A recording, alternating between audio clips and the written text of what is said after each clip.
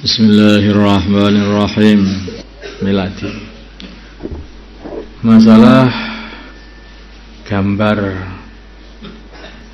penghalang, gambar yang menghalangi datangnya malaikat rahmat, datangnya malaikat.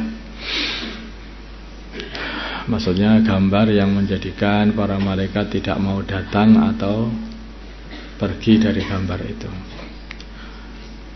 Ketika menggunakan HP Android, ya, sering sekali muncul gambar makhluk hidup utuh di layarnya.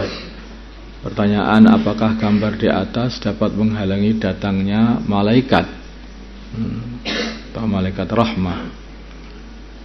Jawab, masalah hukum fotografi dan video apakah disamakan dengan lukisan dan patung? Ini ada khilaf di kalangan orang ulama.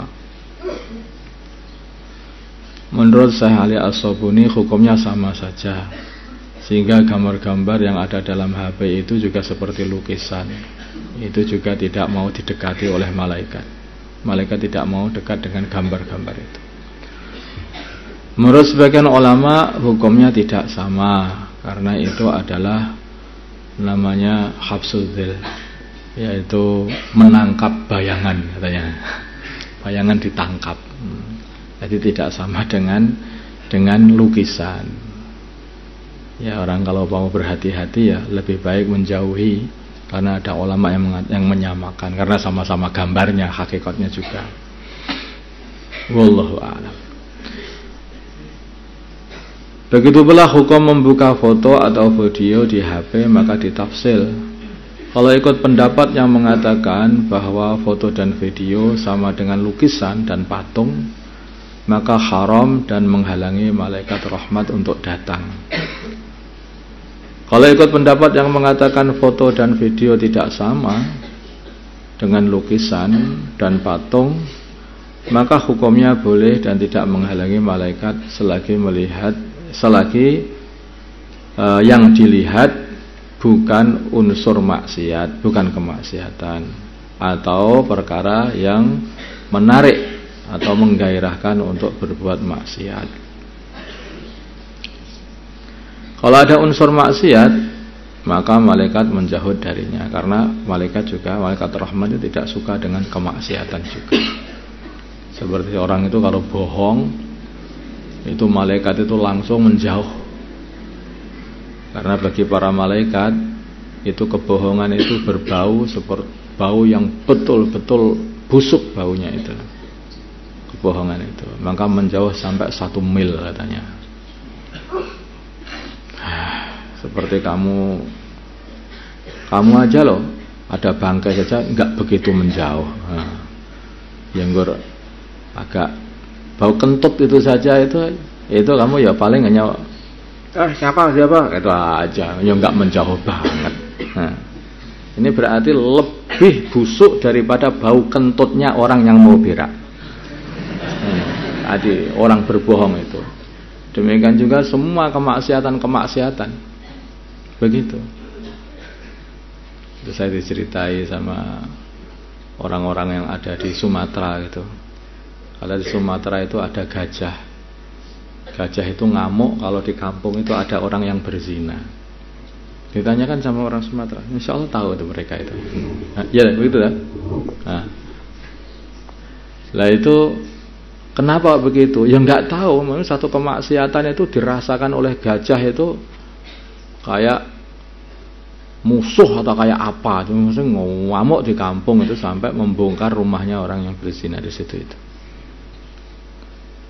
Dulu ketika gajah-gajah masih soleh.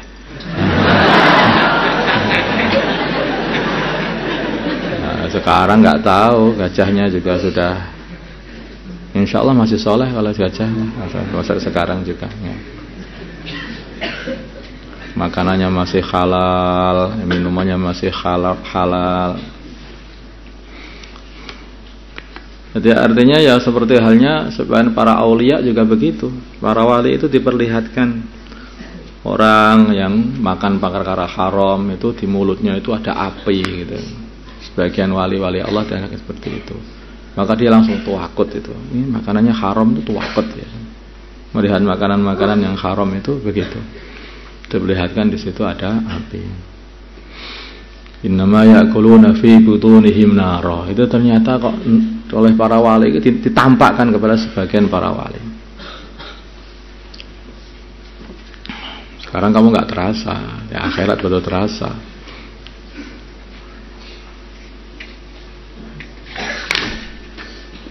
Hanya hati-hati. Apa yang diharamkan oleh Allah itu ya memang berbahaya untuk dirimu sendiri gitu. Orang tidak boleh bohong, bohong itu haram. Itu berbahaya, itu untuk dirimu sendiri. Itu secara gaib itu mulutmu langsung jadi busuk gitu. Langsung jadi busuk, membusuk. Lidahmu jadi busuk. Mungkin ya banyaknya penyakit yang ada karena banyaknya kebohongan-kebohongan. Jadi banyak penyakit akhirnya.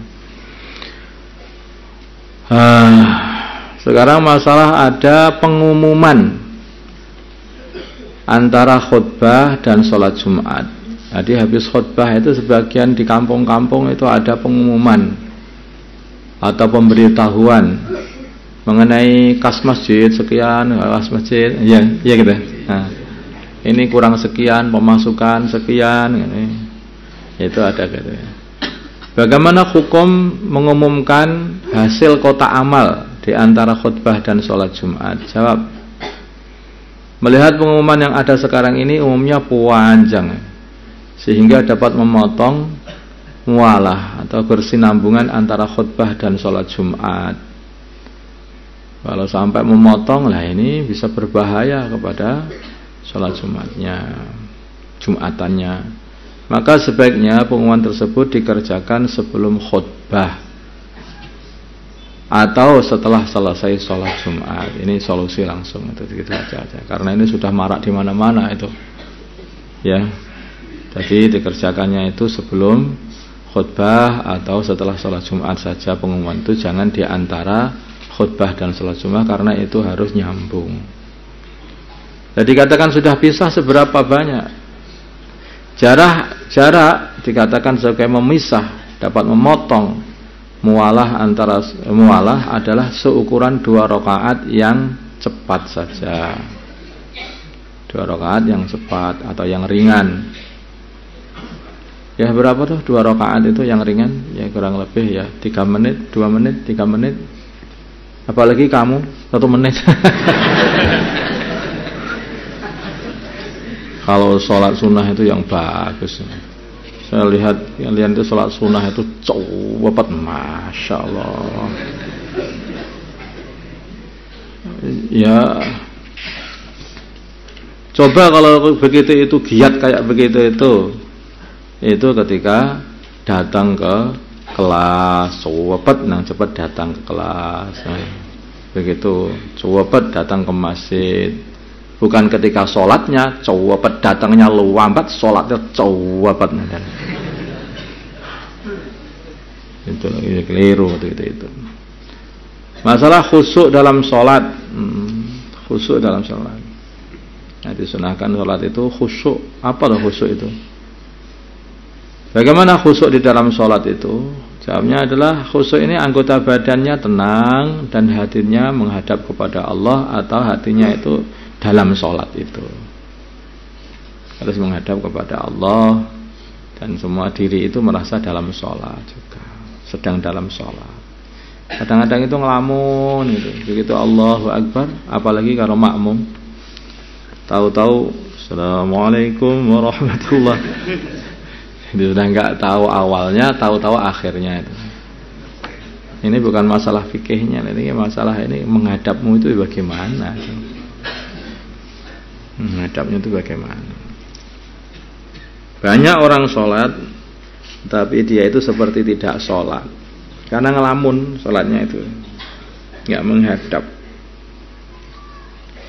Kalau tubuhmu gerak-gerak, ya itu jelas membatalkan sholat. Kadang-kadang tubuh itu sudah diem, sudah seperti khusyuk, hati yang belum mau khusyuk. Nah, mikir sana, mikir sini, wes kemana-mana.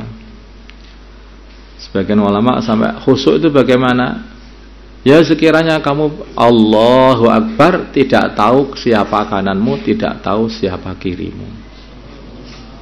Nah, itu yang sekarang khusyuk. Itu muadab betul. Tidak tahunya karena menghadap kepada Allah, bukan tidak tahunya karena ngelamun. Nah, beda lagi, sama-sama tidak tahunya ada ngelamun. Selesai assalamualaikum warahmatullahi wabarakatuh. Sampean nih Pak, sampean. Nah, bukan karena khusyuk. Karena khusyuk ya itu yang namanya khusyuk.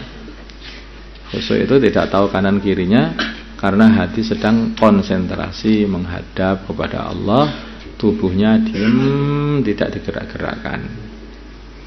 Tubuhnya tunduk, hatinya tunduk semuanya.